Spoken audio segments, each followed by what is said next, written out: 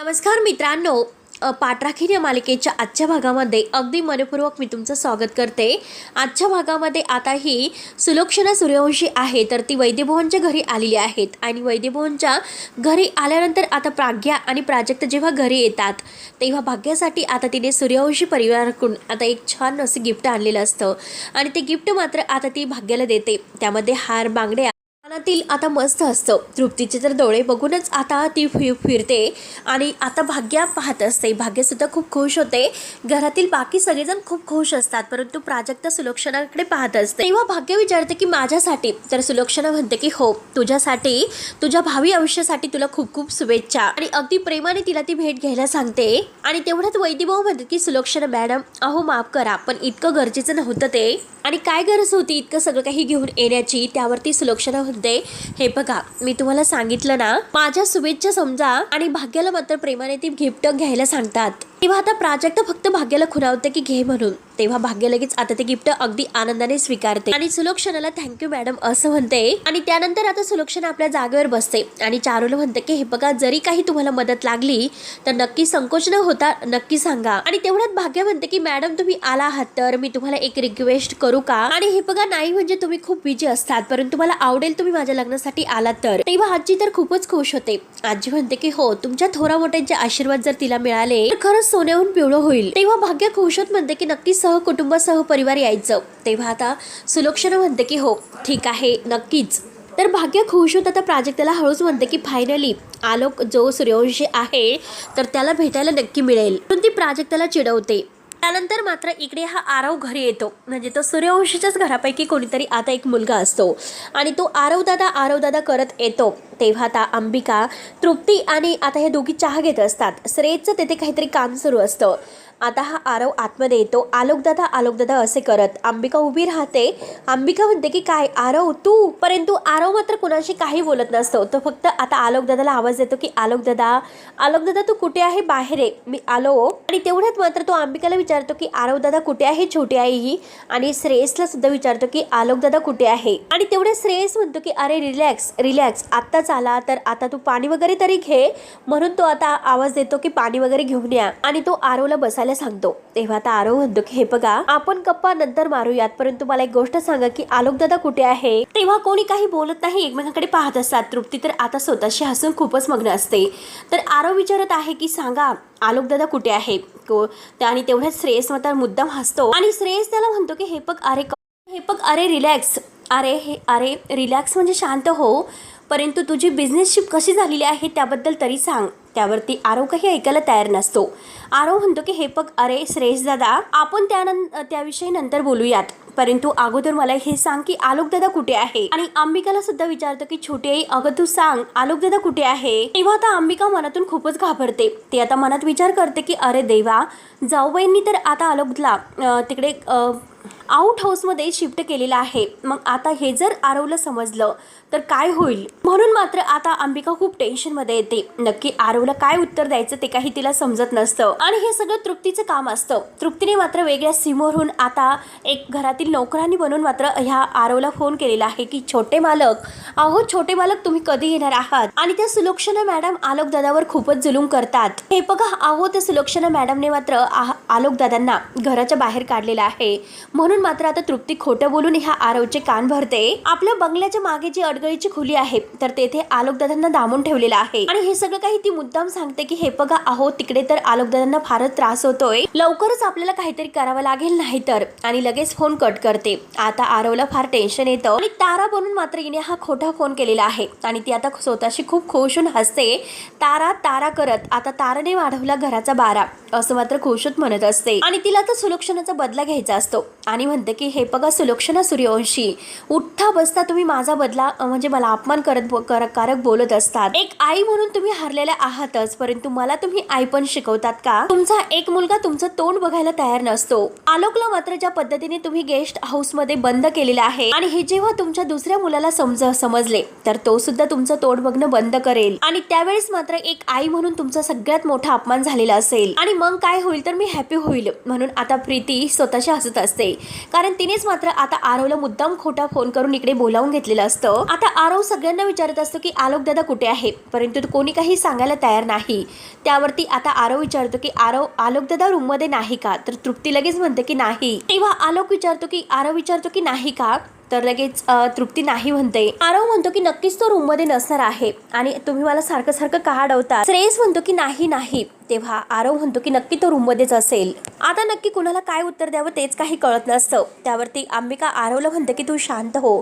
आरव म्हणतो की काय बोलतेस छोटी आई, मी शांत हो. आलोक दादाबरोबर काय चाललं हे बघून सुद्धा तरी सुद्धा मी शांत राहू का. तेव्हा आता श्रेयस विचारतो की म्हणजे नक्की तुला काय म्हणायचं आहे. त्यावरती आता आरव म्हणतो की आलोक दादाला तिकडे आउट हाऊसमध्ये शिफ्ट केलं गेलेलं आहे आणि हेच मला तुमच्या तोंडून ऐकायचं होतं म्हणून मी परत आलो. तेव्हा आता तृप्तीला हसू येत असतं, कारण तृप्तीनेच आता हे सर्व काही खोटं नाटक करून ह्या आरवच्या कान भरवलेले असतात. तेव्हा आता आरव म्हणतो की हे बघा, हे मला आवडलेलं नाही, दादाला मात्र तिकडे आउट हाऊस मध्ये शिफ्ट केलं गेलेलं आहे. असे बोलून तो आता आउट हाऊस मध्ये जायला निघतो, परंतु श्रेयस आणि तृप्ती एकमेकांकडे बघून हसत असतात.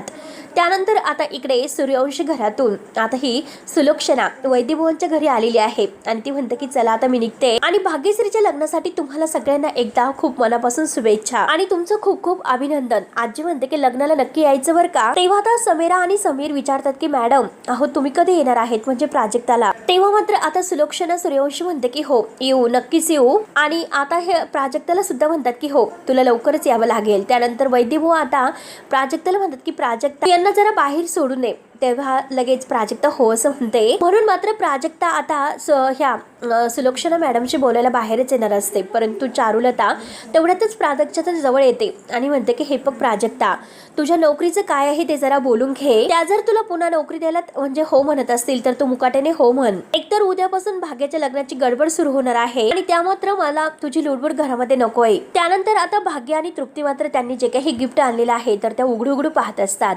त्यानंतर सुलोक्षणा गाडीजवळ येऊन थांबलेली असते. आता समीर आणि समीरा गाडीमध्ये बसलेले आहेत. प्राजक्ता आता घराच्या बाहेर येते आणि तेवढ्यात मात्र सुलोक्षणा म्हणते की हे पक चूक तुझी नाही, चूक तर माझी आहे. चूक माझी झालेली आहे म्हणून मी मनापासून माफी मागते. जे काही घडलं ते लाईकली घेतलं म्हणून आता हे सर्व घडलेलं आहे. परंतु हे बघा मी काय करणार होते. सगुणा इतक्या वर्षापासून आमच्याकडे काम करते म्हणून मला मात्र नीट सांगता आलं नाही की त्याला दुसरीकडे ठेव म्हणून. तेव्हा आता प्राजक्ता विचारते की परंतु नक्की ते आहेत तरी कोण, ते सगुणा ताईंचे कुणी आहेत का. आणि तेवढ्यात आता समीरा म्हणतो की हे बघ टीचर परत या ना तुम्ही. समीरा सुद्धा म्हणते की हो टीचर तुम्ही परत या. तेव्हा प्राजक्ता त्यांच्याकडे बघून हसते. तेव्हा आता सुलक्षणा म्हणते की प्राजक्ता समर आणि समीरा हे सुद्धा तुझी खूप आठवण काढतात आणि हे बघ प्राजक्ता तू जर परत आलीस तर जे घडलेलं आहे ते परत कधीच घडणार नाही म्हणून. आणि हा सुलक्षणा सूर्यवंशीचा शब्द आहे. तेव्हा आता प्राजक्ता विचारात पडलेली असते. त्यानंतर आता इकडे आरव हा आउट हाऊस मध्ये इकडे आपल्या आलोक दादाकडे येतो आणि दरवाजा वाजवतो. आलोक दादा म्हणून दरवाजा आता उघड आता वाजवत असतो जोरजोराने. तेव्हा आलोक काही अजूनपर्यंत दरवाजा उघडत नसतो. आरव आता आवाज देत असतो आणि दरवाजा वाजवतो की आलोक दादा अरे उघड ना दरवाजा. परंतु तो काही दरवाजा उघडायला तयारच नसतो आणि जोरात तो दरवाजा वाजवतो आणि म्हणतो की अरे आलोक दादा मी आलो. आरव दादा आणि तेवढ्यात दरवाजा उघडला जातो. आरव आतमध्ये येतो आणि तेवढ्यात सगुणा बाहेर येते. तेव्हा आता सगुणा आरवला पाहते आणि म्हणते की आरव दादा अरे तू इकडे कसा, इकडे आउट हाऊस मध्ये काय करतोस तू आणि काय म्हणजे नक्की इकडे का आला. तेव्हा आता आलो आहे का असं तो विचारतो. तेव्हा सगुणा म्हणते तो इकडे आउट हाऊस मध्येच राहतो मला माहिती आहे. तेव्हा लगेच नाही आरव म्हणतो की नाही तो इकडेच राहतो आउट हाऊस मध्ये. तर सगुणा म्हणते की इथे राहतो तर मग तुला दिसतो का तो इकडे आहे म्हणून. तेव्हा आता सगुणा म्हणते की अरे सूर्यवंशी घराण्याचा तो कुलदीपक आहे, मग इथे सर्वजण राहतात, तो इथे कसा राहू शकेल याचा विचार कर बरे. तेव्हा आता आरव म्हणतो की मला कोणीतरी सांगितलं की मम्माने आलोक दादाला इकडे आउट हाऊस मध्ये शिफ्ट केलेला आहे. तेव्हा आता सगुणा विचारते की अरे मग तुला दिसतो का तो कुठे आहे का आणि कोणीतरी तुला काहीतरी सांगितले आणि तू लगेच विश्वास ठेवला. तरी सुद्धा आता आरव काही ऐकून घ्यायला तयारच नसतो. तो सारखा आलोक दादा म्हणून इकडे तिकडे आवाजच देत असतो. आणि तेवढ्यात मात्र आता सुलोक्षणा तेथे येते. आरवला म्हणते की हे बघ एक गोष्ट लक्षात ठेव, दुसऱ्याने दिलेली जखम मात्र एक वेळेस भरून निघते, परंतु आपल्या माणसाने दिलेली जखम विश्वासाची जी जखम आहे तर ती कधीच भरून निघत नसते. तेव्हा आता सुलोक्षणाला आठवते की आरव हे येणार आहे हे तिला समजलेलं असतं की जेव्हा ती आता मुलांना घेऊन आता प्राजक्ताच्या घरी जाणार असते तेव्हा ती मुलांबरोबर छान गप्पा करत असते की हे बघा मुलांनो आज आपण प्राजक्ताच्या घरी प्राजक्ताला म्हणजे टीचरला भेटायला जाणार आहोत. आणि आता मात्र तिला फोन आलेला असतो आणि त्या फोनवर तिला आता सांगितलं गेलेलं असतं की आरव सर मुंबईला यायला निघाले झालेत आणि पुढच्या काही सेकंदात म्हणजे 2 तासातच ते घरी पोहोचतील. सुलक्षणाला आता समजलेलं असतं म्हणून सुलक्षणा आता फोन ठेवते आणि लगेच सगुणाला फोन करते आणि सुलक्षणाने सगुणाला हे सांगितलेलं आहे की 2च तासात आता आरव घरी परत येत आहे आणि तुला माहिती आहे की काय करायचं आहे, ते काय करायचं कसं करायचं हे तुम्ही ठरवा असे बोलून ती आता फोन ठेवते. आणि तोपर्यंत सगुणाने मात्र सर्व तयारी करून ठेवलेली असते. आलोकचं सगळं काही शिफ्ट आता तिने रूम मध्ये करून ठेवलेले असते आणि इकडे ह्या आउट हाऊस मध्ये स्वतः सगुण तेथे राहत आहे असं ती दाखवते. तेव्हा आता आरव म्हणतो की हे बघ मम्मा, मी पॅनिक झालो आणि लगेच निघालो. तेव्हा आता सुलक्षणा म्हणते की पण का? सुलक्षणा म्हणते की एक फोन सुद्धा तुला करावासा नाही वाटला का? एवढ्यात आरव म्हणतो की हे बघ मम्मा, माझ्याकडे दुसरा काही ऑप्शनच नव्हता. मला एका सर्वांनी कॉल करून सांगितलेलं होतं की आलोक दादाचा त्रास होतोय आणि त्याच्या घरामध्ये खूप हाल होतात. सुलक्षणा मॅडम त्याला खूप त्रास देतात आणि मम्मा तूच त्याला आउट हाऊस मध्ये शिफ्ट केलेला आहे असं मला सांगितलं जातं. हे ऐकल्यानंतर आता अंबिका आणि आता सुलक्षणाला धक्काच बसतो. नक्की आता हे सर्व कोणी केलं असेल म्हणून ते विचारात पडतात आणि तेवढ्यात तिथे श्रेयस आणि प्रीती सुद्धा दोघंही आलेले आहेत.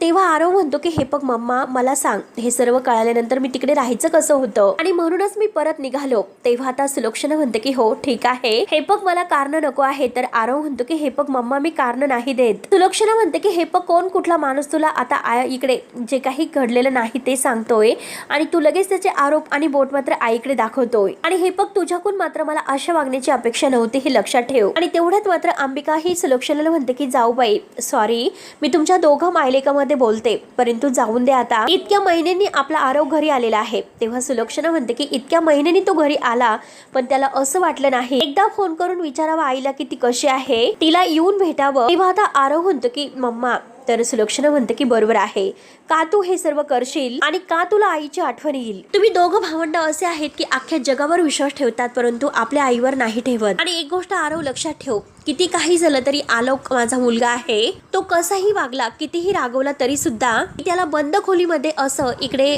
आउट हाऊस मध्ये ठेवेल असं वाटलंच कसं तुला? आणि तेवढ्यात आरव म्हणतो की हे बघ मम्मा, मी तुला फोन का करत नाही आणि मी घरी का येत नाही याची कारण तुला चांगलीच माहिती आहे. आणि आता जाऊन दे सर्व, परंतु आलोक दादा इकडे आउट हाऊस मध्ये नाही, पण नक्की आहे तरी तो कुठे असे विचारतो. तर तेव्हा सुलक्षणा मात्र आता ही सगुणाकडे पाहत असते. तृप्ती आणि श्रेयस लगेच एकमेकांकडे पाहायला सुरुवात करतात. तेव्हा आता लगेच आरव म्हणतो की अच्छा, म्हणजे तुम्हाला अजून सुद्धा मला सांगायचं नाही की आलोक दादा आहे तरी कुठे? मी काही नका सांगू, मी स्वतः त्याला शोधतोय. एक्सक्यूज मी म्हणून म्हणतो श्रेयस आणि प्रीतीला बाजूला करतो आणि लगेच आलोकला शोधायला आता रूम मध्ये येतो. सगुणा आणि सुलक्षणा मात्र आता आरवच्या मागे जातात आणि अंबिका सुद्धा. परंतु आता तिथे आउट हाऊस मध्ये श्रेयस आणि प्रीती एकमेकांकडे बघत आहेत आणि श्रेयस सुद्धा त्यांच्या मागे जातो. तेव्हा तर तृप्ती विचार करते की असं कसं होऊ शकतं आणि यांना काय वाटलं असेल की ते वाचल्यात, अजिबात नाही. आणि आलोक आता सगळं काही खरं मात्र आरवला सांगणार आहे आणि सुलक्षणा सूर्यवंशी पिक्चर अभी बाकी आहे, जे ह्या प्रीतीने काहीतरी वेगळा डाव खेळलेला असतो. त्यानंतर आता इकडे घरामध्ये भाग्यश्रीच्या मेहंदीचा कार्यक्रम असतो. सगळी तयारी, डेकोरेशन सुरू असतं.